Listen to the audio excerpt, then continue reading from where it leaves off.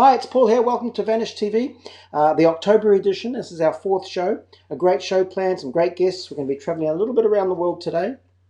In a minute, we're going to check out the magazine, and we're also going to look at the latest prize and who won last month's prize as well.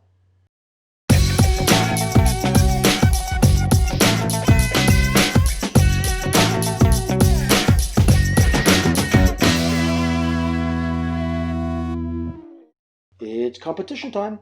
Last month's winner was Graham Amazing Reed. Congratulations, Graham. Your prize is coming to you very soon. Last month we gave away Danny Wise's Manifest. Fantastic trick that's getting great reviews. It's doing really well. Manifest was given away last month. Graham, you are going to be the recipient of that prize. This month we're giving away this hardcover book, Vanish, Collector's Edition Year 3. There it is right there. Now, this is a great book. It's over 30 different tricks. You've got the 30 magic effects, you've got 30 different essays. So it's a great book filled with great magic. It'll keep you busy for a little while. All you have to do to win this book is share. Just press the share button. Now you could be watching this on YouTube.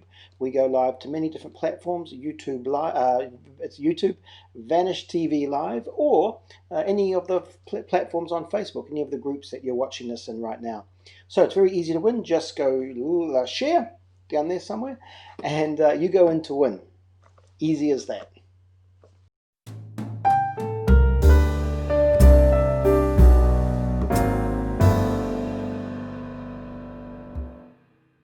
Let's take a little gander at the current edition of Vanish Magic magazine. Here's the printed copy, the October edition. James Galea on the front, and we have the Halloween special on the back.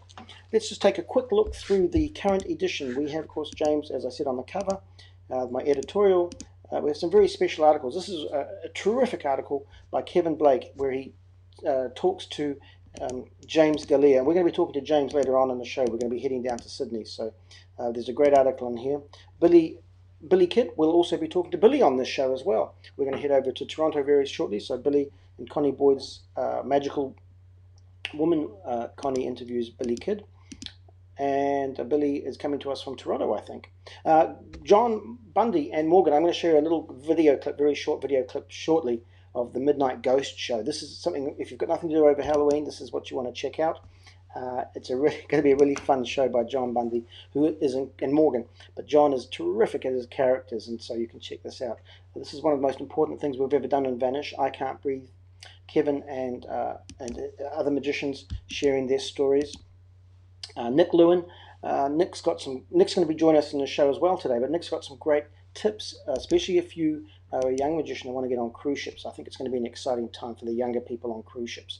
Contemporary Bazaar by Vince Wilson, the latest and the people that are really at the forefront of bizarre magic. Squib in the World, I discovered that I'm a Gen X. I didn't know that, but apparently according to the chart I am. So this is a wonderful article, and it's aimed at all magicians of all ages, and you'll find something very interesting. Quantum Coins, we'll be talking about that later as well. That's a product highlight. COVID Conjuring, this is Peter Manny. Peter's been performing at a resort, and he has tips and hints and a little bit of advice on being safe and smart if you're performing live shows at the moment. Alan New, one of my favorite performers, very kindly shared his 5 points, important points if you're doing Zoom shows after Alan's had his experience of doing these sort of shows. We've got some great magic. Gregory Wilson. We have another product highlight. I will be talking about that later on too.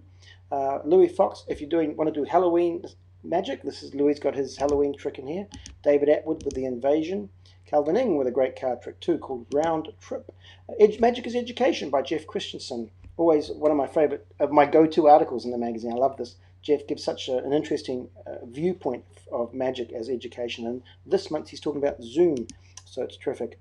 Oh, this is true. Now, we have featured Ricardo before, but this is particularly interesting because Ricardo talks about medicine and magic. And if you read this, you'll see his experience as a very well-known and renowned doctor. So then we finish off, it's a chock-a-block edition. We finish off with the reviews, lots of great reviews. I'm going to be showing you Fps Wallet very shortly as well. So we've got a great show coming up. Stick around. Let's head down. I think we're going to head down now to Sydney, Australia, and let's chat to James Galea. James from Australia in Sydney, right? It is. I'm in Sydney at the moment. How are you? I'm not bad, thanks. I'm good. This is one of my favourite covers. I love this photo. It's a good one. It was it's a fun shoot. That very happy that it made the cover. Should I take my felt marker and just colour all this in now? Whatever you want to do is fine. I feel like it attracts me to jump on it. And you know well, welcome first of all. The story itself. The story itself is. I just love the story. I've been following you since you were I think it was YouTube with the years and years ago. That really took off, didn't it? Was it a YouTube performance? Mm-hmm. Yeah, it was the Comedy Festival Gala, which is the one that kind of went everywhere, and yeah, started getting me seen and allowed me to work, I guess. And you ended up going to LA, of course, and now you're back in Sydney. Yeah, yeah, I think. Yeah, I moved to. I was kind of in Los Angeles 12 years ago. That's like I've been there for the last 12 years, and been back and forth a lot between that. But the comedy festival trip, I like the Ellen producers had seen that. I flew over there for the start of that, and then kind of stayed out there from that point on. And yeah, it's been a lot of fun since. And you know, and what we talk about in here is the show, which I think when I first saw it online somewhere, and that's why I got in touch with you. Puff Secrets of a Magician. It's a one-man show. Such an incredible concept, but so original. I didn't know that you until I read this, of course, and saw the show that you're also a musician too. Yeah, Kevin Blake did a really great interview, a series of interviews, I think, to get as much out of it. And you know, from the story you'll read, you know, exactly how it came to be. But yeah, it's been a long time coming. I think I remember being in New York with Wayne Houch and, you know, showing demos during, you know, we were doing pieces to camera for that Discovery show, and every time people was talking about, hey, what do you think of this? Is this funny? Is this, you know, he goes, oh, it's pretty fucking weird. I'm like, yeah, it is, but I think I like it. And just trying to work out if it was anything. And I made the music video kind of thing, or whatever you call it. You know, there was one song we did about 7 years ago, which is the one that you linked to in the magazine. And yeah, thanks. I made that, and a lot of magicians reached out after that, which was really interesting and cool to. I think something about it connected. But I thought it was just a magician thing. That's why I never did anything with the show, or decided that anything else could happen with it, because I was like, oh, it's way too niche. No one's gonna, you know, care about a magician's thoughts. That's not a magician, let alone a gay magician's thoughts about what that's like to be in that world. I was like, yeah, this is just for you and your friends. That's it. And oddly, you know,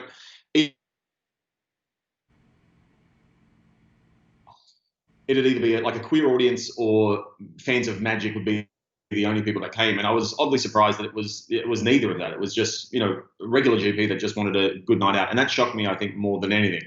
And with all of our team back there, I was genuinely shocked about that. I mean, very rarely are you surprised who kind of comes and sees your things, because you normally go, yeah, that makes sense that this happens. But yeah, it was a pretty broad section of people. And it's a funny show too. Like it was genuinely funny for the audience. So I think they were what.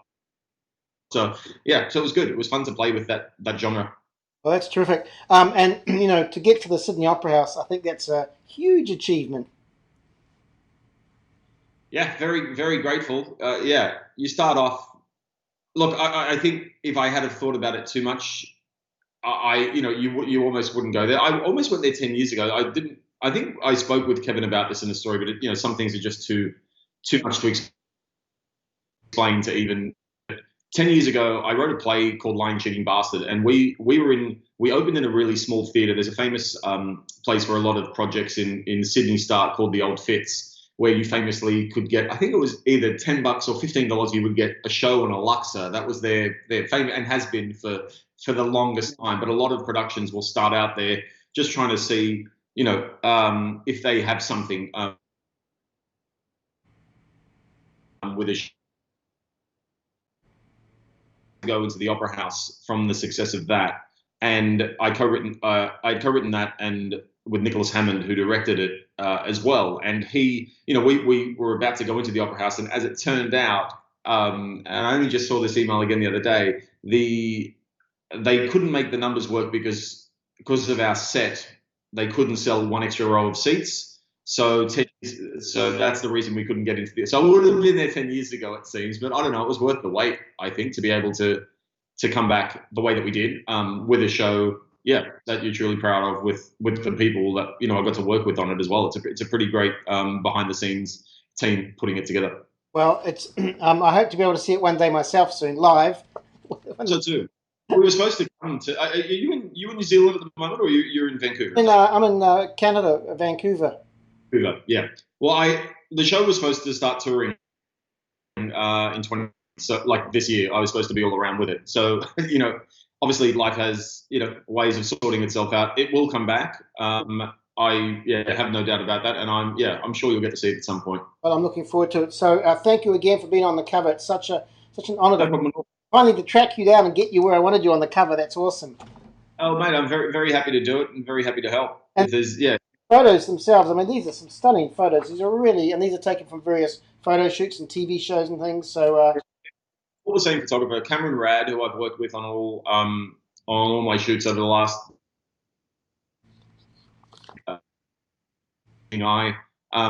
he's done all the things for the Band of Magicians shows that we've done as well, and shot all that. And every show I've done, I give him a call. He knows, and he loves magic too. So it's pretty cool. That's awesome. Thank you, James. It's so great to talk to you. Enjoy your day, night, morning, whatever it is in Australia. Thanks, bud. And thank you. Well, it's the morning now. Thanks.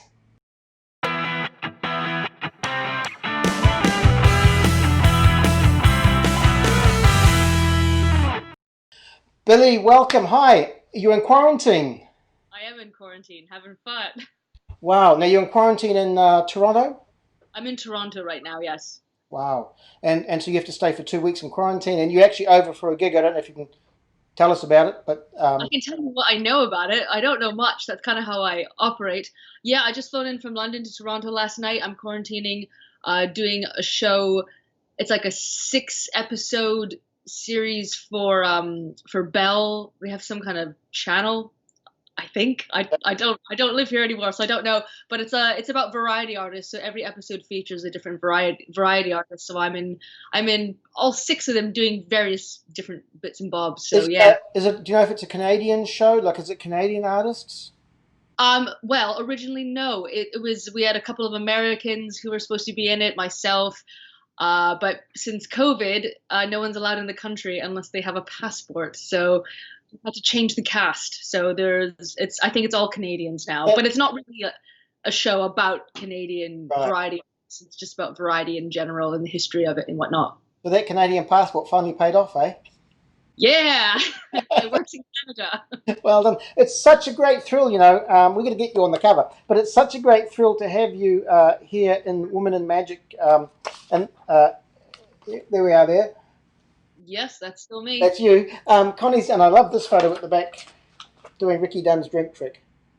Yes, maybe privately, I need to have a chat with you about that. Okay, but anyway, it's really a thrill to have you in here. I mean, I've been following your career for a long time, and when Connie mentioned your name, I just went, yes, we've got to have her in the magazine. So this is terrific. How long have you been, because you were born in Canada, and you live in UK now, right? Yes, I've been here for, gosh, I don't know, 13, 14 years maybe. Yeah. Now, but I've been out of Canada for even longer. I've been gallivanting. I was living in Japan for a little bit and illegally living in Florida as well, early days. So yeah, I've kind of been all over. That's amazing. And I guess in the early days, were you doing mostly street work, because you've changed now? But is that what you were doing? I started as a street magician. When I first got into magic, street performing was the only way I knew how to earn money as a magician. So that's kind of where I started. I still do it as much as I can, but I guess I kind of do everything. I do cruise ships. I do street festivals. I've got a theater show that I do. I run a theater in Bath, in the same old corporate rigmarole that all magicians do. Bath is a great place. I was there, and maybe 2 years ago. What a great place. I loved it. There was a couple of magic clubs there. Not clubs, pubs. I went to one magic pub, and then there was the nighttime walk. Yeah, so in Bath so that's kind of what I run there. So we have the magic bar, which is called Slight, which is in the cellar, and that's every weekend till about 1 a.m. And then I run a parlor theater upstairs at the same venue called Crowdkeepers Magic Theater. So we've got like a parlor theater upstairs, and once people see our show, they can go downstairs to the cellar and it's a totally different vibe, and it's close-up magic, and we've got a bunch of magicians who work down there. And then we've got Noel Britton, president of the Magic Circle. Right. He's been doing his Bath Bazaar comedy walk, which has magic elements in it for, like, gosh, I want to say like 30 years now. So we kind of have this really nice magic corner right in Bath. Oh, it's terrific. There was so much. I mean, I could have spent longer there. And Bath itself is such a fascinating place anyway. Yeah. Yes. I just loved walking around there. But Noel's tour was honestly, it was one of the best things I've ever done in magic. How long have you been doing your show there then? Because I don't think you were there when I was there. It was a couple of years ago I was there. So how long have you been there? Literally last year I was away from home for 10 months straight, and the year before that I was gone for 8 months. So unfortunately I run the place, and I'm never there to perform there. So we've been going it was 6 years as of this past May. Yeah. Okay. So it was going when I was there. I remember going through it, and was really impressed with the layout. It was terrific. Yeah, we do our shows just on Fridays and Saturdays, and Noel does his thing every night for about 8 months out of the year. That's right. So, yeah, and I said lots of magic happening. Yeah, I know, it's great. It's terrific. So you get down to London much then, or not? Yeah, I do lots of work in London, literally all over the country. But yeah, yeah. Well, you're all over the world. It's interesting. I was in this edition, in the edition of Vanish, actually, Nick Lewin had a great article on what's next, what's coming next with COVID, after COVID, and we were talking about cruise ships. He's actually going to be on the show, and we were talking about what's next for cruise ships. Oh, I'm back again. Sorry, I do cut in and out sometimes. This is live. What's next for cruise ships? And he had a lot of interesting things to say. So you think cruising is going to be an area you want to get back into? Because a lot of people, it's going to change a lot. Cruising isn't my main source of income or venue. I kind of limit myself to it. Maybe I'll do 5 or 6 weeks a year. So I'm like married to it, and because of COVID, I'm really glad I've made that choice. Yeah, right. Yeah. I don't know, to be honest. I know some ships have been kind of doing a survey with performers going, would you feel comfortable coming back? I honestly don't know. I don't know if countries would allow cruise ships back on their... Well, New Zealand won't, or Australia won't allow them in. Now, because everyone's in lockdown, so what have you been doing during lockdown then? Or not lockdown, well, England's quite different. It seems to change. The rules and regulations seem to change daily in the UK. It's hard to keep up. Yeah, no, I've been very productive, I have to say. I kind of took this lockdown moment as a retreat. So the government's paying all my bills and rent and food. So I'm like, that's great. I'll just work on my stuff and hopefully not worry too much. So I wrote a short film during lockdown that I'm going to be hopefully filming at some point.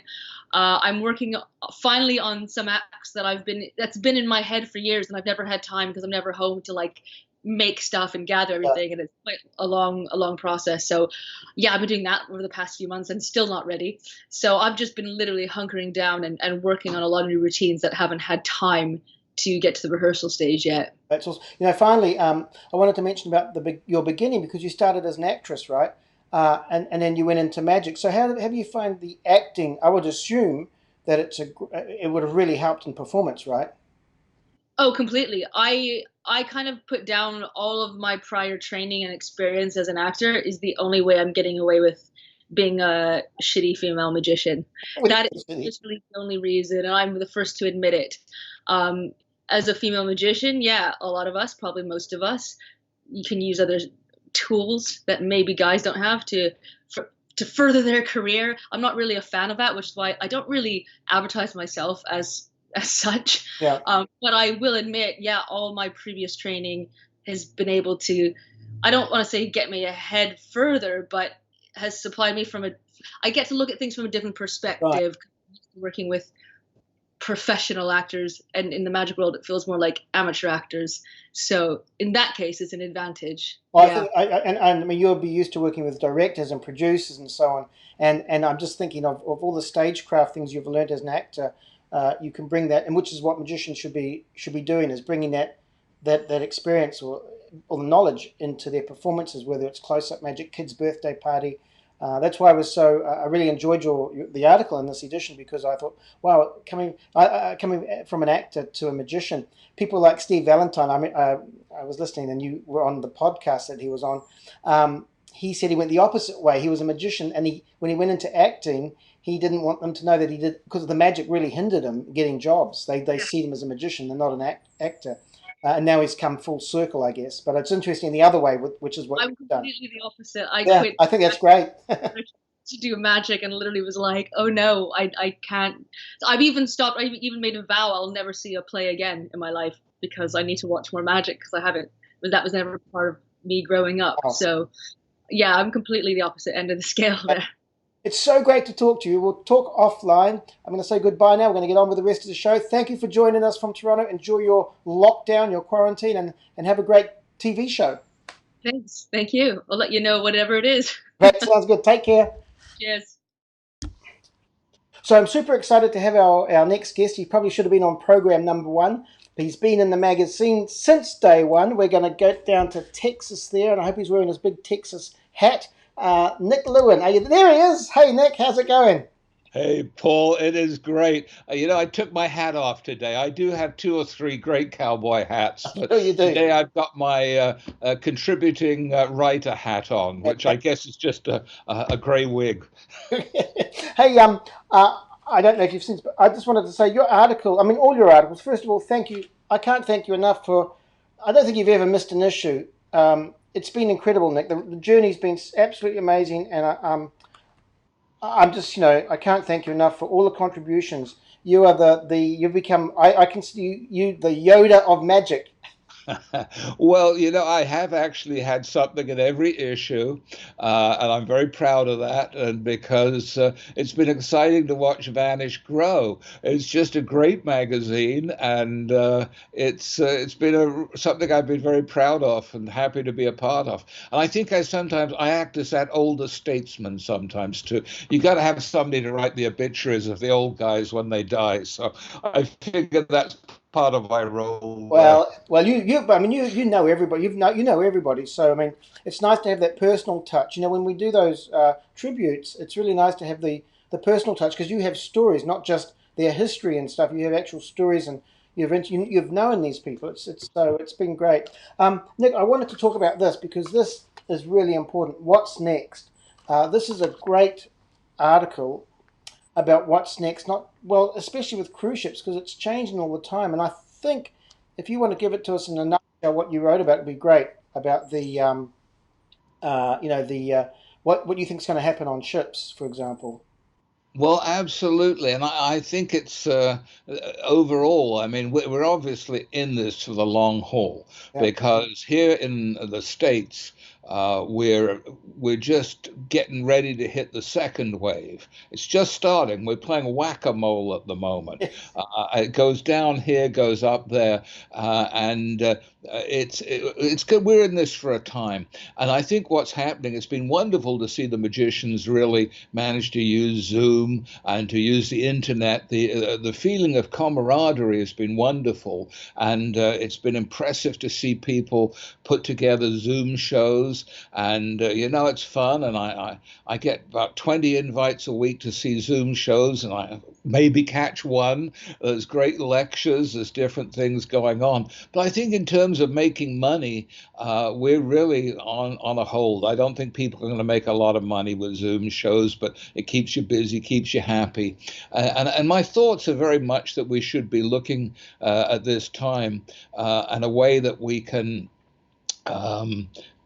go forward when we get out of this. Things are going to be changed. And I sometimes read magicians who think, oh, it'll all be back to the way it was before. It's all changed. And I've seen I've done this for over 50 years.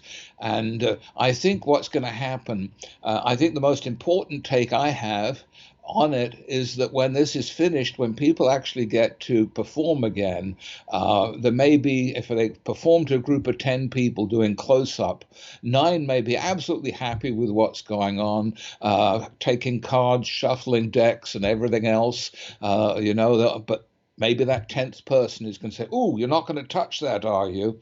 And suddenly, and then everybody else will freeze in the group. So I think what people need to be doing magically is to looking at ways to cut out that, we're going to have to go to display tricks. I mean, I've been working on things like Fred Kapp's homing card, things where the cards are in your hand, they're visual, and I think magicians have been too tactile for a long while. I've seen so many magicians, their entire show seems to be bringing up one assistant on stage after another.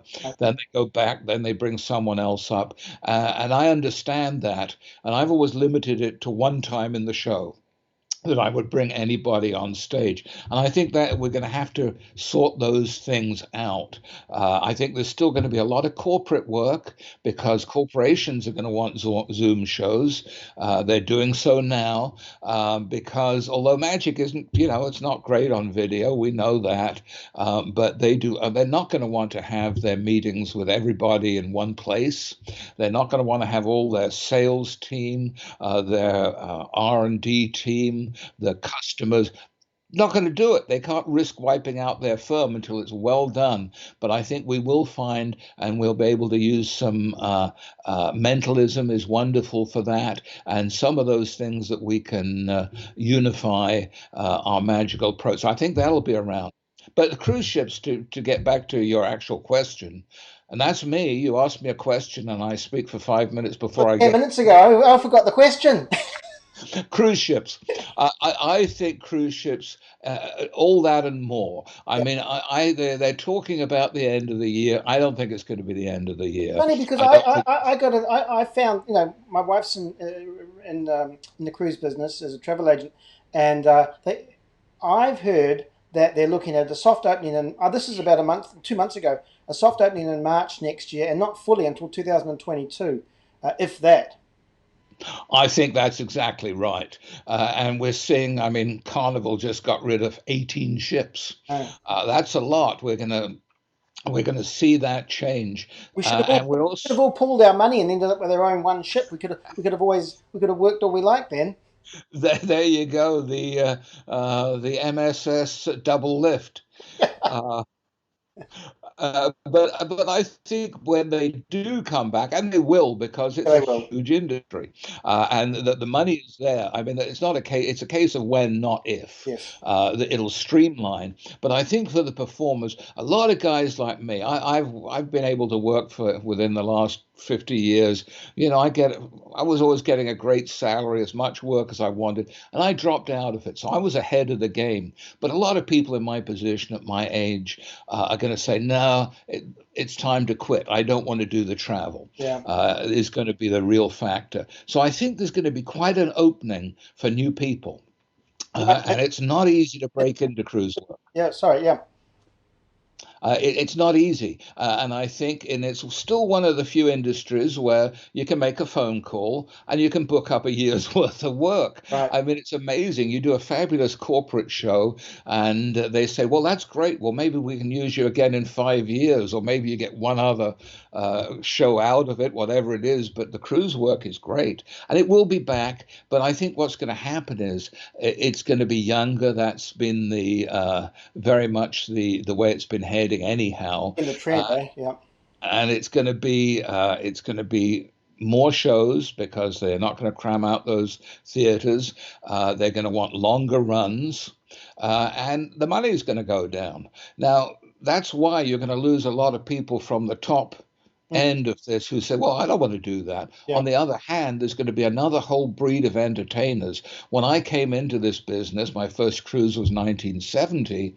When I came into it, I did all kinds of shows. Worked all kinds of times, and I was delighted. I got the practice. Hey, 6 months contract, wonderful. Can't wait to do it. It filled up 6 months. And I think that's what's going to happen. We're going to find, so if I were an entertainer who was looking at that market, and I think it's a good market, I would be looking at the shows that you can do on a ship, studying what that market is, getting my tape ready, and when it is safe and ready to go, I think there's going to be a whole new area of entertainment that they can approach.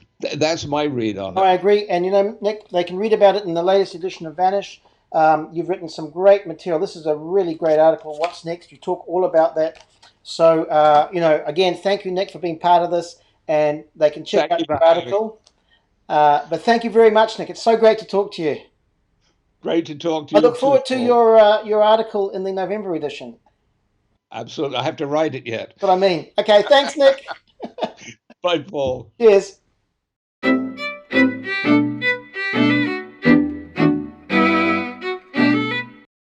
Okay, before we get into the product highlights, a very special shout out to Fps Wallet by Brent Braun. This is a great card to wallet. It's a hip size wallet. Fairly standard, you know, the simple straight load where you have to load it in through a card and so on, but it's really well made. Beautiful little made wallet. Has a great idea where you can clip it here if you're used to wearing a jacket. You can do this with your jeans. You can put it in your pants pocket, your back pocket. Nice way to load a card. I did find that when I have extra credit cards and so on in there, it makes it a little stiff, a little hard, but I think because it's new, so it may be a little bit stiff, so you need to work it in a bit. But it comes with this paper money clip, which has a special place for it right there. Can be used for out to lunch, of course. You can leave it in or take it out, but that is a card to wallet. Some really nice ideas, well worth checking out. So now it's time for the product highlights. Super excited about this. This is Quantum Coins by Greg Gleason. It's a coin matrix routine on steroids. It truly is amazing. Roy Coopers, who makes the most incredible gimmick coins, has made these coins, and they're truly, they do all the work for you. It's you've really just got to work on the presentation. In fact, let's take a little clip. I've been doing this online for live shows, so here's just a very short segment of what I've been doing.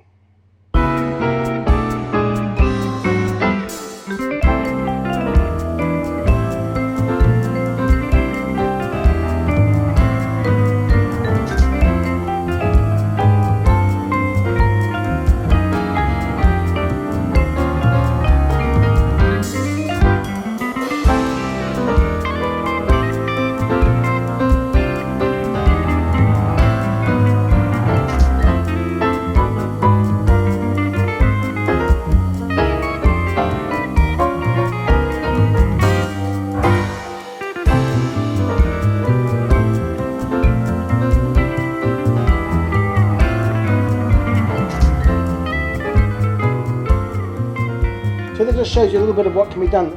Really, the possibilities are endless. You can play with the routines. Greg has great instructions. Rocco's involved with this. Some really good names. So Greg's done an amazing job with this. It's perfect for the online show, for close-up. And really, you know, I think if you're in a theatre or you're doing like a cruise ship show and you want to have the ultimate trick with a camera and a little performance area and project it on the screen, this would be the best trick to do. It really is. And you can do it live too. You can do it close up. So it's a really great trick.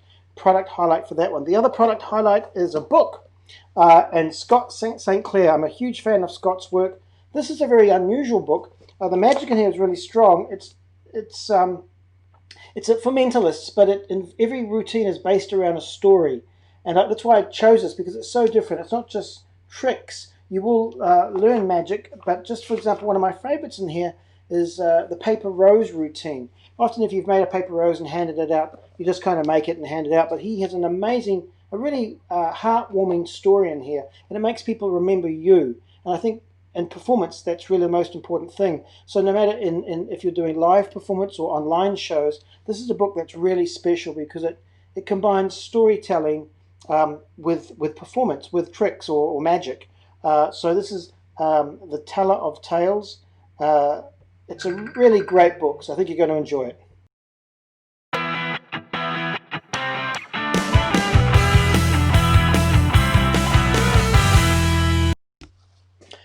Okay, now I've had some people ask about how do you subscribe to Vanish. It's very easy. You just have to go to the website. Now I will tell you that it seems to work better on some platforms than others.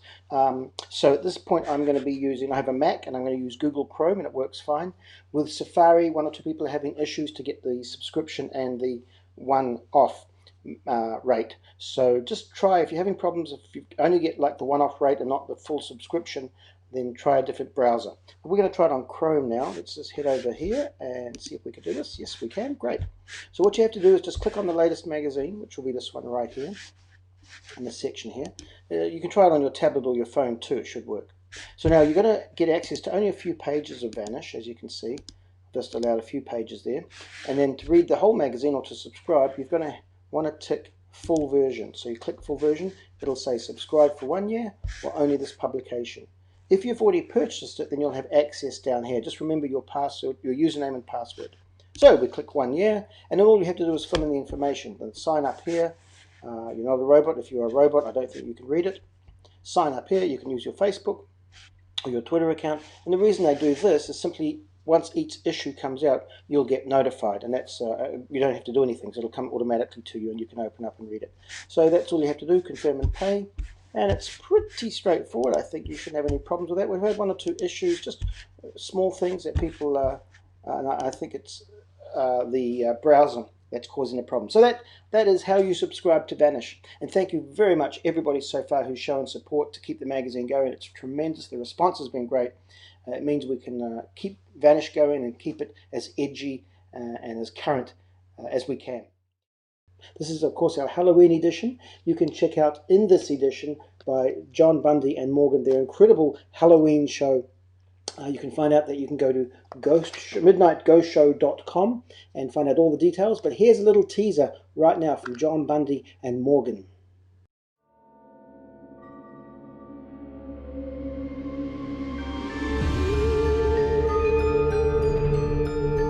Spending this Halloween at home,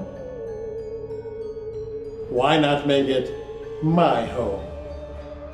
I am Dr. Morbius, your guide to this incredible world of the horrific and the bizarre.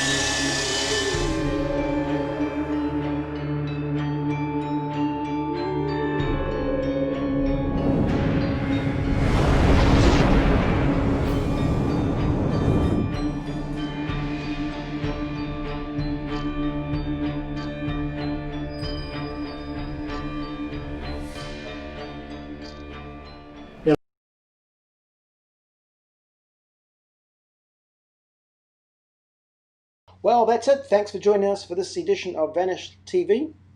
A really packed and fun show. I look forward to seeing you next month, but also remember to check out the latest edition of Vanish Magic Magazine.